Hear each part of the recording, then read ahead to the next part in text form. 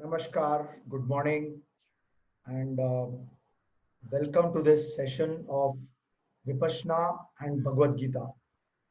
My name is Naveen, and this is something that is very close to my heart. And this is a period where most of us are sitting at home.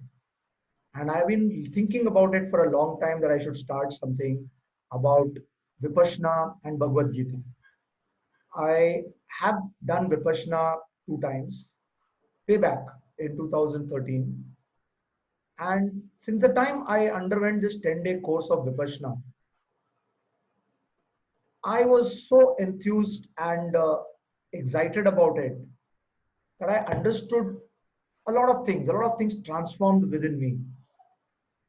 And then I started reading the Bhagavad Gita. And the understanding of Bhagavad Gita, what I got after I did Vipassana, was very different from what I used to think Bhagavad Gita was all about. Because the way I was brought up and what we saw around, Bhagavad Gita was part and parcel of Mahabharata. And we all thought about it as a discourse between Arjuna and Krishna, and how Arjuna is trying to, is hesitating to fight a battle with his own kith and kin. And Krishna is advising him and giving him advice as to why he should not hesitate and go and fight. Now, while I was exposed to a lecture series of Bhagavad Gita and we had a lot of discussion about it, but I felt it was all on the surface layer. The course of Vipassana gave me an insight which I wanted to share with the world. So I want to talk about it and I want to create a series and I want to take up. So I have read Bhagavad Gita by Sarvapalli Radhakrishna. I have read Bhagavad Gita by Chinmayananda. And I would be using the commentary of these two authors and then looking at each section and trying to correlate it to a practical way of applying in life. Because many times what happens is we tend to dilute a particular scripture or a document, putting a religion, culture, or a color into it. If we keep the religion color out of it and we look at it from the purity of it and a holistic view of it, and not from the philosophical point of view, but from the practical point of view. There is one side of the Bhagavad Gita and the scriptures which is very philosophical, which talks about philosophies and certain practices and certain faiths, which is one part of it. But there is another part of it which is practical and experiential, which is where I intend to cover this entire series. So my first session today will be about Vipassana and its relation to Bhagavad Gita. So let me start with no more delay to this. Now, what is Vipassana? Let's understand this. This word called, it is not Vippasana. A lot of people pronounce it as Vipassana. The actual word is a Pali word. In Pali language, Vipassana, Pashna means to see, and Vipassana means to see within. So the Vipassana is a skill, or it's an art, or it's a practical way to look within a person. And it's a skill. It is a kind of a vidya, or it's a education or a skill that you have to learn how to look within yourself. So some people say, when I was going for Vipassana, I was in Mumbai, and when I told my friends, they were finding it hard to believe that how a person like me can keep quiet for 9 days because I love talking. And said, I can't. And a lot of people said, I cannot do this. I cannot stay quiet for 9 days. I cannot do a Maun Vradam for 9 days. It's impossible. Let me tell you, it is not about keeping quiet. In fact, even if you keep this mouth quiet, we are not quiet. And that's something that's pretty deep. But understand something, that before you speak something, there is a thought that is working within us. So this thought is what makes us speak. For example, I wanted to do this session was a thought. And that thought has led me to do this action, which involves speaking. So we have these organs of action, which are controlled by our organs or our senses, or our organs of perception, which is controlled by our thoughts. So thoughts lead to action. So that is very important to understand. So when we do Vipassana, it is not at all something where you are going to get bored, or you are going to be quiet and you're going to be wondering how I can remain quiet. It is not like that. In fact, you will not know how time passes. It works so beautifully, which happened with me. The first 2 days was frustrating, to say the least, because when you start with Vipassana, which is a voluntary program of 10 days. So when I went for this program, I didn't have a clue what it meant. So the first 3 days, you are introduced to a skill which is called Anapana meditation. And what is this Anapana meditation? It is nothing. It is just an observation of your own breath around this area of your nostrils, and only this area, which is your opening of the nostrils and your mouth, lips, this upper area.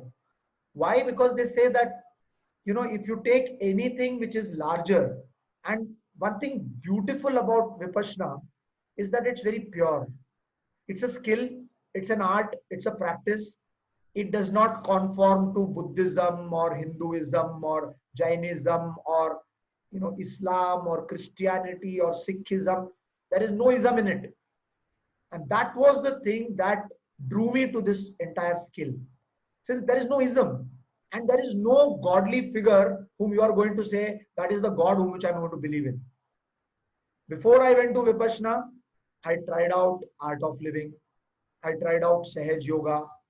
Everywhere there was that godly figure who was the guru, and you had to pay obeisance to the guru before you came inside, and everybody respected the guru. There's nothing wrong in respecting a guru. I'm not against that. But there was a rebel within me which said that, what should I give more importance to? Should I go give more importance to that form and name of that guru? Or should I give more importance to the skill that you're going to learn? Now, I was not of that level where I could overlook the guru and focus on the skill. So therefore, I was searching for something more. When I went to the Vipassana course, I realized that is exactly what I was looking for. So there is no guru there. Of course, Mr. Goenka had brought Vipassana to India, and Mr. Goenka's voice is heard everywhere. But you will not hear about Mr. Goenka on the newspaper and the articles. You will not see him doing any functions. Nothing. He is absolutely down to earth, and he is an acharya, and there are many more acharyas. And he also says that there was a Gautam Buddha who attained, the Bodhi, but then there were thousands and lakhs of people before Gautam Buddha who also attained the same state, but we don't talk about them. And if Gautam Buddha were to be alive, he would not have wanted this thing called Buddhism. As simple as that. So let's keep out the ism part of it, and let's look at it from a very practical perspective of how we can apply certain things in our own lives. And that is where I felt, that Vipassana was a tool that worked with me beautifully. I was amazed, I was amazed at the potency and the strength of that. Now, what was it all about? It was about looking within yourself. Now, this is again philosophical. So when I say looking within yourself, let's understand practically what it means. So first 3 days was the Anapana meditation. And in this Anapana meditation, what was told to you was very simple. Sit down in one place, close your eyes, everybody is sitting in a hall, and just observe this area of your body. And just observe that air which is entering into your nostril and coming out of the nostrils. Can you do that? I said, that's so simple. Come on, who cannot do it? But I will tell you, every time you close your eyes and try to observe, and he said you should be a watchman to this nostril, as if this is a gate and you are a watchman standing there. So if the air has to enter inside, you have to see it going inside, you have to see it coming outside. Now I said, okay, very easy. What is so great about it? So you close your eyes and you start observing it. Within 30 seconds, your mind has gone away. It is not there. And then the thing is, you tell, come back. So you force your mind to come back. And then you hear the voice, which is an audio recorded voice, says, don't shout at your mind. Your mind is not your slave. Your mind is like a monkey, which is a free bird, which it can jump from one branch to another branch, and you can do nothing about it. You can shout at your subordinates. You cannot shout at your mind, because your mind has got the power of 8 elephants put together. Now, this was a big learning. And you don't learn it like this, because you keep trying, you keep trying, you keep trying, you keep trying, and you would only do that. And you're keeping on trying, and you're observing that mind is running away. And this happens from morning 4:30 to night 9:30 in an auditorium, in a hall where there is an acharya, there are acharyas who will be guiding you, who will be telling you how to sit down, how to observe, and how to be persistent in your efforts to observe it. Now, this is a lesson for life. Many times we put in a lot of efforts and we don't get success. What happens? We leave it and we go and do something else, because you didn't get success, you didn't get what you wanted. Here, outcome is very clear. I have to keep my mind here, and I'm not able to. I'm trying, it is going away. I'm trying, it is going away. But what is the advice? Don't worry, smile. Take it with a smile. Try again. Again you try. Again it runs away. Don't worry. Smile. Ask your mind. Request your mind to come back there again. Just watch your mind. Not even request. Just watch your mind. Where has it gone? And just smile and say, I've seen you there. Okay, you've gone there. So the mind goes either to the future or to the past, or it goes into some images, come out, something comes. So it is constantly jumping, constantly jumping. Isn't it a fact? All of us know it very well that our minds are big chatter monkeys. But then in this environment, you are getting a training how to observe without giving up hope, and keep on observing, keep on observing, keep on observing. Now, yes, now this continued from morning to 1 hour and then a break, and then 1 hour and then a break, and then 1 hour and then a break. 4:30 in the morning to 9:30 in the night, with breaks in between.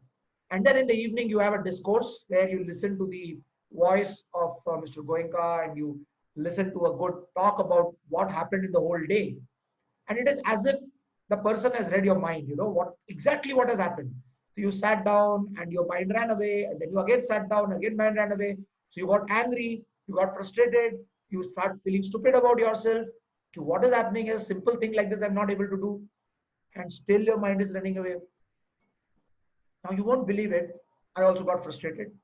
So there is a particular period of time when you can go to your acharya and you can ask him some questions. So you sit down in a queue quietly, and one by one you get a chance to ask acharya if you have any problems or doubts in your mind. Just 5 to 10 minutes in a day, that window is there where you can speak to your acharya. You cannot otherwise even look at somebody. So I went to my acharya on the second day in the afternoon, and he asked me, so any problems? So I said, I'm frustrated. I don't know, because I'm not able to control. I don't see any result coming. I have tried my level best. I did whatever you told me to do, but still my mind is still running away. I'm not able to focus for more than 30 seconds to a minute to see my breath. You asking me to do it for 1 hour? He smiled. He said, you are a commander from the Indian Navy. You keep ordering your subordinates. Today, your own mind is not listening to you. What can I say? Then he said, don't worry. Continue doing it. There are a lot of people who have come here, and everybody has gone through the same system. Just continue, persist, persevere, because the law of nature is whatever you persevere for, you get it. So if you persevere in a particular focused area, a targeted area, you are going to get it.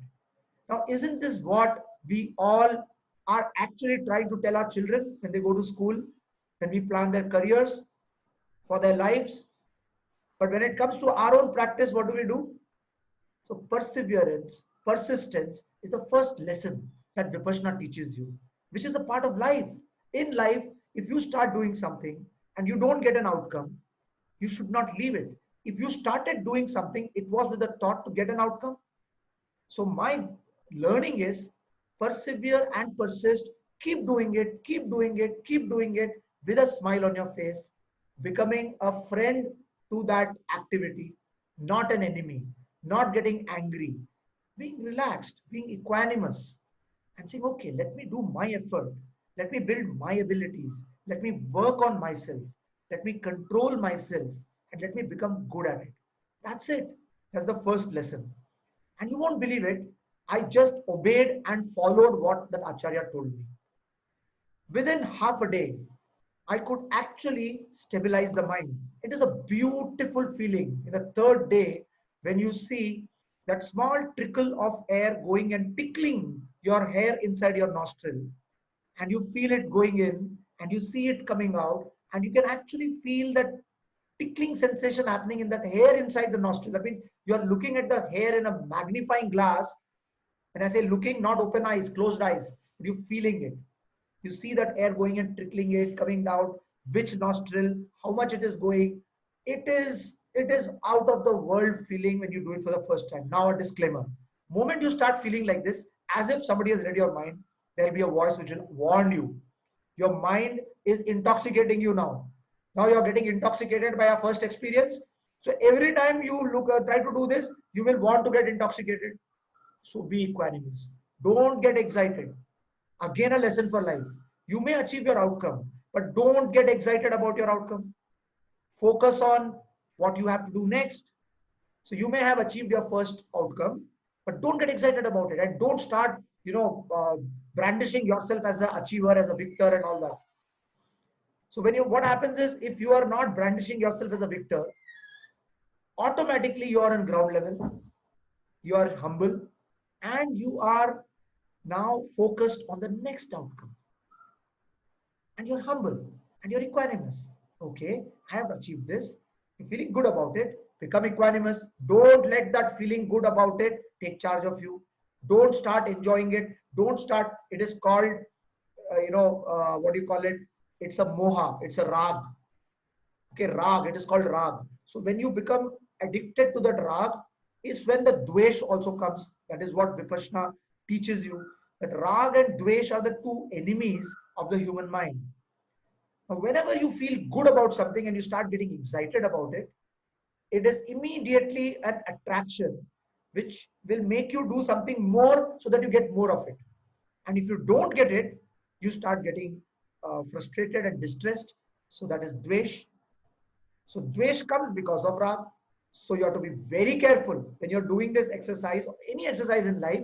If you're achieving something, do not become excited about it. Relax. It's okay. You have done it. Move to the next level. Now this is what, BhagwadGita talks about. You should not worry about your results. You should focus on your karma, right? How much of a connect is there between this? So this is the first lesson learned. One was perseverance and persistence. Even though you are not successful, continue to persevere, continue to persist. Don't give up. With a smile on your face. Don't get frustrated. Become a friend to that activity. You will find that the universe will start aligning itself to you and giving you what you want, because your intentions are good. Because if the intention was not good, obviously you are not going to be persisting. But since the intentions are pure, you will automatically have a path created for you. First lesson. Second lesson is that you have to look at, you should not get excited when you achieve your first milestone. So you got to be very, very careful. And when you get your first milestone, like in Anapana, when I got the first milestone, you felt very good. Wow, I've learned something new. I'm able to observe. My mind is stable. So you get excited. Disclaimer, hold on. Don't get excited. Hold on to that while. Be there in that moment and listen to the instructions. Move on to the next step. And then we moved on to the Vipassana part of it, which was a very different thing altogether again. Now that your mind is stable and you're able to focus, your mind is not going anywhere, you're actually stuck there and you're observing the thing, you start observing a lot of sensations around your nostrils. It could be different type of sensation. Sometimes you feel a little bit cold, a little bit wet. Sometimes there's a tickling sensation. Sometimes a tingling sensation. Sometimes it is goosebumps coming. There are different kind of, in a small area. So when you're concentrating on a small area, you're actually magnifying it with a glass and you're seeing that small particles. Every single particle on this body of yours is alive. Every skin, every hair is alive. They got cells inside it. They are activated, but we don't see it because we all live in a very gross form. You only realize it when a mosquito comes and bites you. But when your mind becomes still, you start observing thousands of activities that are happening on this body, which is what is mentioned in the Bhagavad Gita. Many a times we are not even aware about it. So morning I was reading the Bhagavad Gita by Sarvapalli Radhakrishnan, which talks about it, okay, in chapter,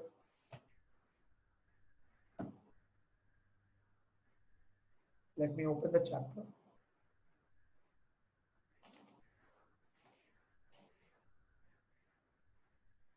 Yes, this chapter 10, chapter 9.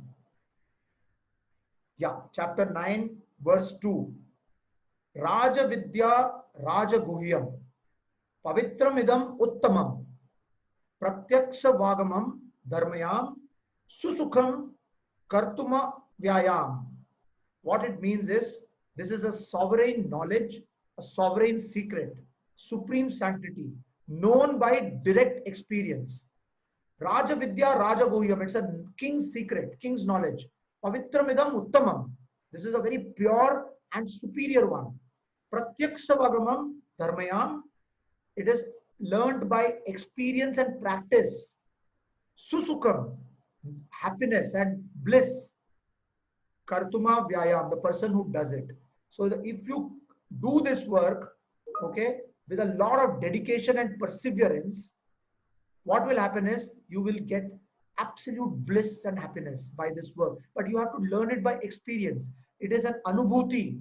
It is an experience on your own body. The whole universe is there here, but we don't realize it because we are living on a very gross level. We are not gone into the subtle level. Stool, we call it Stula Sharira, but there is something called a Sukshma Sharira. So the Vipassana is a practice to get into the Sukshma Sharira, to understand the different things that are happening on the body. It is called Vedana.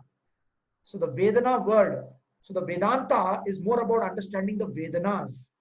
So now Vedana, when you say Vedana, unfortunately today's world, Vedana means pain. But in Tamil it means pain, in Sanskrit it means pain. But the original Vedana was a sensation. It could be a bad sensation, it could be a good sensation, any sensation. You did not judge it. You should not put a word to it as good or bad. You should just observe it. So when you come out of yourself and just observe the sensation on yourself, is when you realize that it is, you are much beyond this gross body. And that is Vipassana. So I am bringing the link between Bhagavad Gita and Vipassana by just introducing you to you that that is something much deeper in all of us. So if we start focusing on it, there is a lesson to learn from every single activity that we are doing, and we start going inwards and become more and more powerful within, so that we can face any situation in this world. That is the power of this skill, which is there in our Bhagavad Gita, but we never understand it. We read it from a very exterior perspective. When we start practically applying it in our life, using a skill like Vipassana, we learn lessons which we can use in our day-to-day life. I think for the first session, I will close it at this. Thank you very much for having listened to me. So this is my first session. I will be conducting more sessions. I will take one incident of Vipassana, link it to the shlokas of Bhagavad Gita, and bring out some practical learnings that we can get out of it for our day-to-day life. So what are the practical learnings that we learned today in this session 1? The first practical learning is persistence and perseverance for a target that we are working on, in the abilities and the effort that I'm putting in that abilities, has to be there. We cannot give up. We have to continuously put in. Even though I'm not getting success, I have to have a smile on my face and continue putting in my effort with a lot of conviction and commitment that success is bound to come. That is the first lesson. The second lesson is, when after this persistence and perseverance, when I achieve my first milestone, I should be equanimous. I should not get excited about that achievement, and I should continue to work hard towards the next milestone. It's a constant process of learning and growing. You cannot get complacent or happy or excited about a particular state. We should learn to be equanimous, remain in samta, and just observe what is happening, what are the sensations happening as a third party. So what in Vipassana words, what it says, you should not be a bhokta. You should be a person who just observes. You should not bhogna nahi chahiye. Drishtata hona chahiye. You should observe it. You should be just an observer. So just observe the reactions. There are sensations going to come. Moment you achieve something, some good sensations are going to come. Just observe the sensations and become equanimous. Say, okay, go to the next step. So these are the two learnings. So one, perseverance and persistence. Second, equanimity when you achieve your results. Thank you very much. And please wait for the next session. And I will be talking more about what I learned in Vipassana and how it can be connected to life and what are the different learnings from it. Thank you and goodbye.